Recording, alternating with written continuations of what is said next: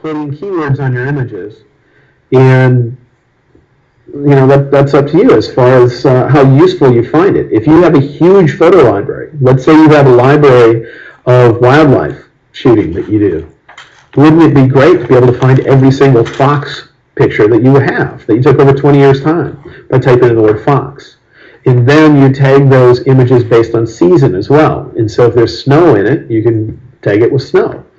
And so if you want to find all your, amazing outdoor photographer calls and say, we need a winter shot of a fox, you go up to the keyword search field here and type in fox snow.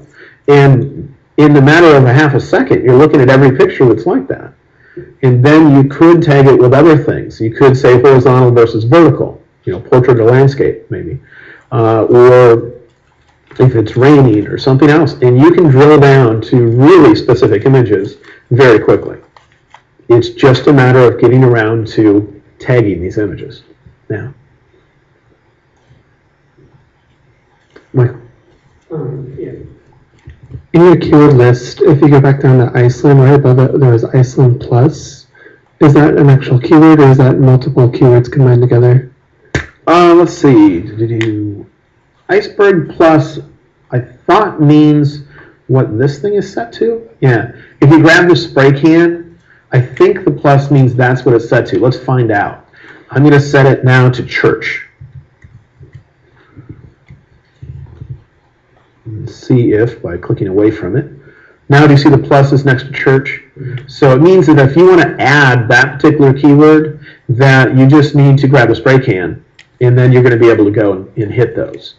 Also, on one of these two, I don't remember which of the two, if you hold down I think it's the option key, yeah, the option key on your keyword sets, let me zoom up on it.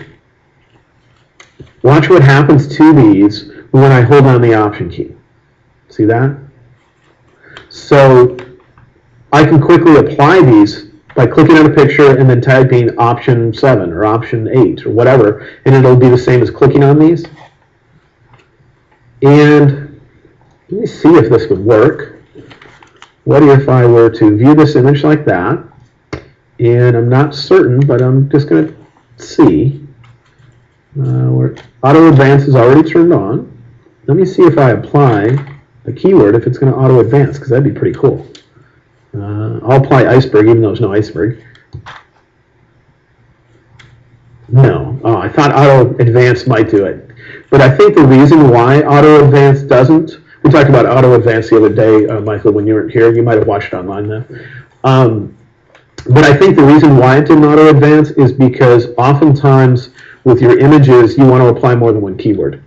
Like in that particular shot, horse, river, snow, or stream, that kind of thing, would make it so you'd want to do that.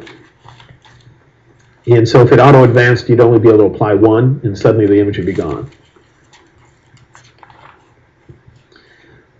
Then there are other things we can do. On the keyword list here, there's little plus and minus signs here, so you can remove keywords. If any of these have zeros after them, or just no number, it means it's not applied to any image at all.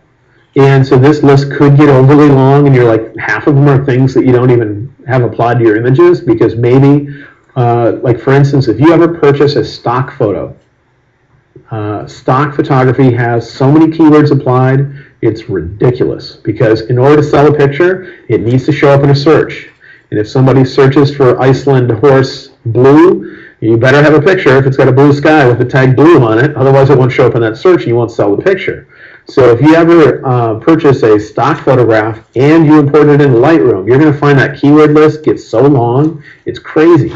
Then you might delete that photo out of your catalog and still have a bazillion keywords in the list. Well, if you go to, I believe it's the metadata menu, although there's a chance it's somewhere else, there's a choice called Purge Unused Keywords. And that means clear out any keywords you never used.